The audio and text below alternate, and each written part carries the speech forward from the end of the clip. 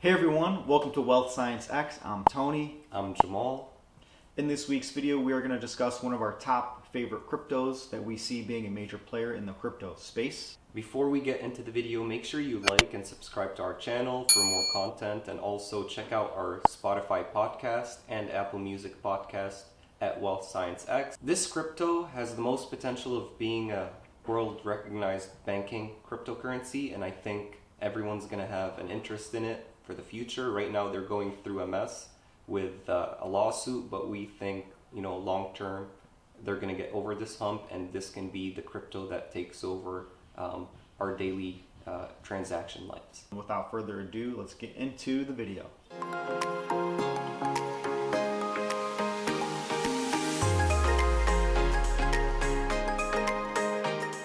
All right, so the cryptocurrency that we were talking about is Ripple, aka XRP. What is Ripple? So Ripple is basically a CBDC. They're trying to build a global financial system for everyone. What is a CBDC? CBDC stands for Central Bank Digital Currency. A central bank digital currency is the sovereign equivalent of cryptocurrencies such as Bitcoin, Ethereum, Litecoin, and a lot of the other cryptocurrencies. So Ripple was the first cryptocurrency that I had picked up in 2017 when, at the time, me and Jamal were internships at our job. I found Ripple online, and I thought it was just amazing. And I immediately, the first thing I did, I was like, Jamal, like, you have to see this cryptocurrency. It was really good. And back, Tony, it was like 17 cents. I didn't know much about cryptocurrencies, and Tony did advise me about this. We walked through some information about what the cryptocurrency does, and I saw the potential of this as a long-term investment, and I bought my first Ripple back in that year, and it was a big, move for me into the cryptocurrency space. So, yeah, and we held on to it, and we'll talk about the highs, but basically in 2018, it peaked at an all-time high. It was around $3, and that did make us quite a bit of money. We did think it was going to keep riding, but it didn't, so it went back down. I picked up Ripple around 15 cents. So basically, what is Ripple trying to do? So the banking systems have several challenges facilitating global payments. We live in a global economy.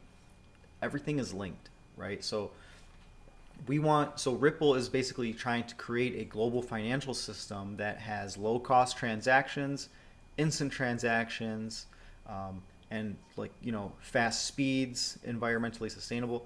So global payments have several challenges, right? And one of those challenges is interoperability, so the ability to work across several different softwares and platforms and computer systems to exchange the use of information. Public and private partnerships, and also the neutral bridge currency gap. So basically using Ripple to send money to every corner of the world, and then using that to buy other assets, other cryptos, because Ripple's transaction speed and cost is incomparable, and we're going to go into that. And another factor to also keep in mind is, from COVID, a lot of people went into cashless payments. People don't carry cash as much as they used to, and that's only putting more pressure on our financial systems to be able to handle transactions. A lot of people use PayPal, Venmo, Cash App. So that environment of transfers between friends and stuff, that's only going to grow, and that's a big market for Ripple, and banks are eventually going to compete in that space and come up with services as their own, and we think they're going to use Ripple's platform and base to handle these transactions, and we'll walk through some of the customers that Ripple's working with. So we took a screenshot basically of this page, because what happens is this gets blurred out. So basically we can see some of the big customers that Ripple has that are using RippleNet currently. We can see Bank of America, Amex, a lot of different European banks. We have Saab. Why do we like Ripple? When we compare it to some of the other cryptos such as Bitcoin, Ethereum, Bitcoin Cash, these are some of the top 10 cryptos out there. But Ripple has an advantage, a superior advantage compared to all the other ones. You can see the speed per transaction is way faster than all the others. Look at Bitcoin. Bitcoin takes close to 66 minutes per transaction. And we've experienced that when I try to send Bitcoin, from one wallet to another, Tony, I keep checking that new address for a while until that transaction goes there. But with Ripple, you send in a transaction from one address to the other. You wait maybe a minute it's max. instant, basically. Pretty much, yeah. Also, too, one thing is cost per transaction. So the larger Bitcoin and the more expensive Bitcoin becomes, the increase for the cost per transaction is going to increase with it. So even though we're looking at this data, we need to keep in mind that this data comes from 2017. So for a lot of these other cryptos like Bitcoin, these costs have gone up exponentially, and even the speed of transaction has gone up. So all these cryptos have suffered and are lagging now as they've gotten bigger. But Ripple is one of those cryptos where the price of it doesn't really influence any of these capabilities. And one other good point to mention is Ripple does not need to be mined. It doesn't need to be mined, which is huge. So it's basically like negligible energy consumption. Ethereum and Bitcoin, mining processes and mining intensity and electricity demands go up as the price does. Ripple's main advantage when we compare it to some of these other cryptos is its scalability. Ripple can handle 1,500 transactions per second, and you can see how much that's superior compared to the other cryptos. And what's 1,500 transactions per second? So if we look at an example like Visa and PayPal, PayPal can handle 193 transactions per second, and that's just based on, all the users on the app and the way that money gets sent from one user to the other. So 193 is, it's a respectable number when you compare it to the other cryptos. But then when you look at a major, credit card, debit card supplier like Visa that handles billions of transactions per day, Visa's, network can handle 24,000.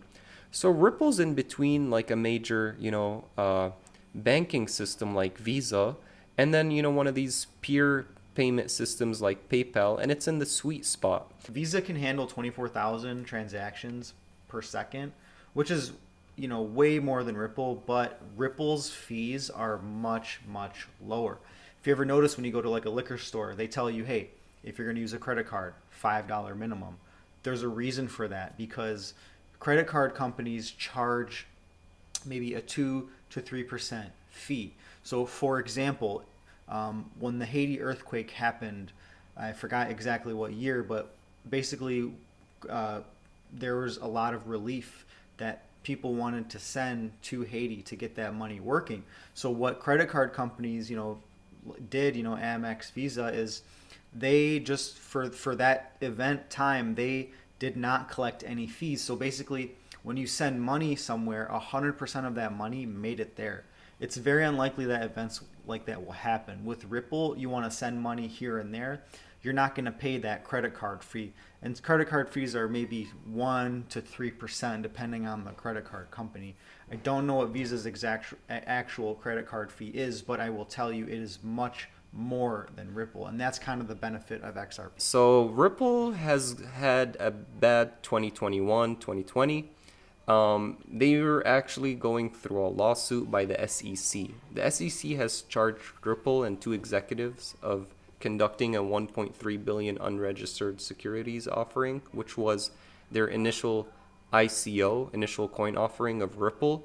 And the SEC is saying like they didn't file with the SEC that this is a security, and they've been in a lawsuit. And since the lawsuit started, all the major crypto exchanges have stopped XRP trading. You can't buy XRP on Coinbase or Robinhood. Bitstamp is why I believe Kraken. A lot of companies delisted it, on purpose. Yeah. If you read it's a very detailed lawsuit. So if you wanted to find out more information, you can just find this online. The price has lagged we see that Ripple's at 67 cents right now. When we compare it to some of the other cryptos that had the big 2020, 2021 runs, like Bitcoin, Ethereum, all going to new all-time highs, Ripple was one of the only coins that did not go past their 2018 all-time high of $3.38. So what does that mean for us? 52,000% jump. Yeah. So, Ripple had some insane growth during that time. Unfortunately, this time it kind of lagged the other cryptos just because of the lawsuit and kind of the inability of people to buy the crypto. So basically, a lot of domestic, so you can't buy domestically, but you can buy internationally. So a lot of customers in the US didn't have access to this, and especially with COVID happening and all the extra money being flooded into the economy, I can imagine that if Ripple wasn't delisted, it would have also skyrocketed like a lot of the other cryptos, but we didn't see that because they got delisted. So that's why we think Ripple, for value, it's very undervalued. We have a lot of high hopes for this crypto for the future, for the next 10 years. I honestly see this crypto going and moving to new all-time highs. And the reason I say so is the lawsuit seems to be going in Ripple's way. And I don't think this lawsuit's going to go on for much longer, maybe by the end of the year. And then once all these new restrictions are off and people start buying Ripple again, I think Ripple in the next crypto bull run will have a lot of investments into it. For people who are interested in buying Ripple, one of the few sites that still lets you do that is Uphold. You'll need to sign up and then link your account. You can either transfer crypto into Uphold and then transfer the crypto asset to Ripple, or you can just buy it through your debit card or your bank account. So for anyone interested, Uphold is one of our top cryptocurrency exchanges to buy Ripple. Also, another exchange you can purchase it on is Gate.io. Okay, everyone, we hope you enjoyed the video. Again, just some key takeaways. So keep an eye out on Ripple. Ripple is a central bank digital currency that is trying to solve an actual problem and really bring a lot of value to the table. Again, Ripple is not just a cryptocurrency, it's an actual company. Again, thank you for being part of the WealthScienceX community. Thank you for watching. Leave a comment in the description about what you want us to look at next. And with that, we'll see you next Saturday.